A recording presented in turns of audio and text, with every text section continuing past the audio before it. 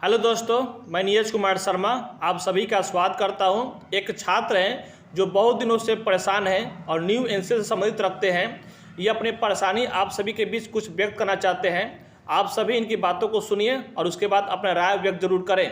सबसे पहले बताइए कि आपका नाम क्या है? जी, मेरा नाम रवि कुमार है और मैं सारण जिला का रहने वाला। आप सारण जिले से हैं, तो सबसे पहले बताइए कि आपकी परेशानी कहाँ पे है? सर, जैसे कि मैं जो हूँ ओबीसी कैटेगरी से आता हूँ, तो हाँ। न्यू एनसीएल जो है कि इस पर जो है चर्चा चल रहा है और हाँ। कोर्ट जब से जो है फैसला वापस लिया हुआ है हाँ। तब से और भी परेशानी बढ़ गया है न्यू एनसीएल वालों को, उसमें हम भी शामिल हैं। तो आपका सर्टिफिकेट नया है? जी सर। 2014 के पहले का नहीं है? उस समय नया थे, 2014 से पहले उतना नहीं कुछ जानकारी था इसके बारे में, उम्र कम थी।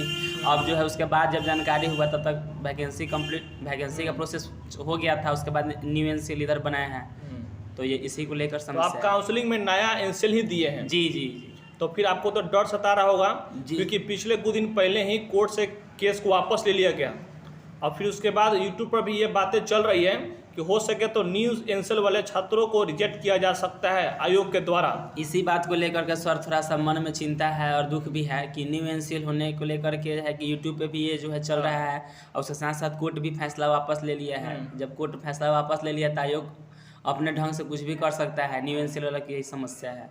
ठीक है, तो ये बताइए सबसे पहले कि आप अभी क्या करते हैं?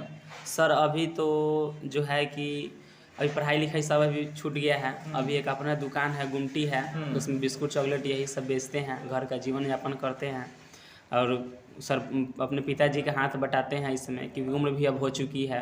अब उम्र भी जो है पार कर रहा है, पहले वाली बात नहीं है कि उस स्टेमिना से पढ़ाई किया जा सके। तो अब जो है अपना गुमटी है तो उसी में अपना बिस्कुट चॉकलेट बेचते हैं और उसी से जीवन यापन घर का करते हैं। तो उतने से आपके घर का खर्चा चल जाता है? उतना में नहीं हो पाता है, लेकिन क्या करे सर, इस समस्या है मिडिल क्लास फैमिली से बिलोंग करने का। तो सोच रहे थे इसमें मेरा हो जाता, न्यू एनसीएल का मामला नहीं होता तो शायद मेरा जो उसमें नाम आ जाता मेरिट में, तो मेरा जो है कहीं ना कहीं हम सेटल हो जाते, तो उसके बाद घर का भी द्वार ठीक ठाक हो जाता।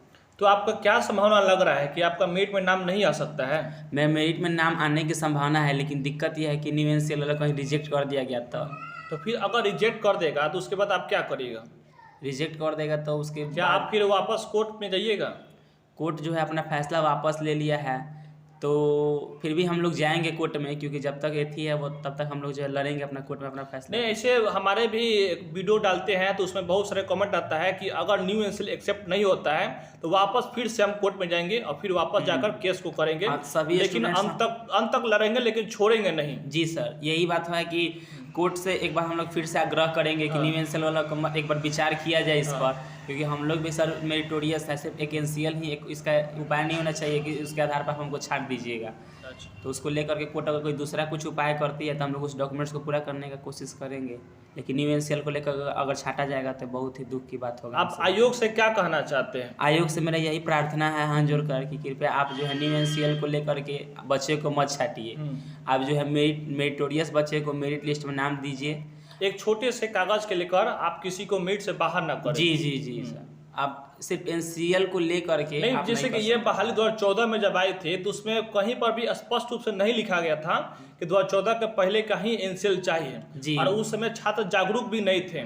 तो इतने सालों के बाद छात्रों से ध्यान से हट गया और नहीं बना पाए, पहले का नहीं बन पाया उनका एनसीएल, और उस कारण से आज ये बाहर होने के कगार पे आ चुके हैं। जी सर। लेकिन मैं आयोग से यही कहना चाहता हूं कि एक छोटे से कागज के कारण इन सभी को बाहर ना किया जाए और इन सभी का मेरिट बनाया जाए और सभी को मेरिट बनाकर सभी को ज्वाइनिंग कराया जाए, क्योंकि आप सभी यहाँ पर देख सकते हैं कि एक छात्र जो है अपनी रोजी रोटी चलाने के लिए एक गुमटी खोले हैं जिसमें चॉकलेट कुरकुरे व्यवसाय कर रहे हैं।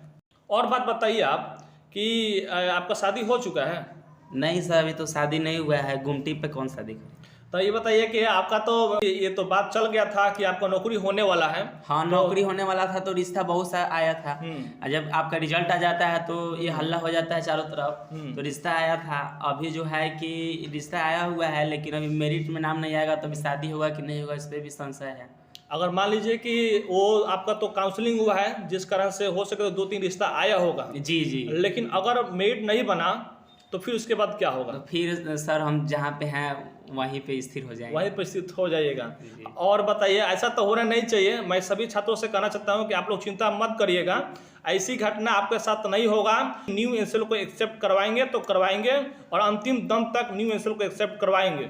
आप इसके लिए आप सभी छात्र, इनके साथ साथ सभी छात्र चिंता ना करें, न्यू एनसीएल एक्सेप्ट होगा और आप सभी का मेट बनेगा। सभी यूट्यूबर से भी यही निवेदन है कि जहाँ तक हो सके न्यू एनसीएल वाले स्टूडेंट के लिए आप उसके पक्ष में वीडियो बनाइए। हम जितने भी यूट्यूबर्स हैं सभी न्यू एनसीएल के पक्ष में बनाते हैं।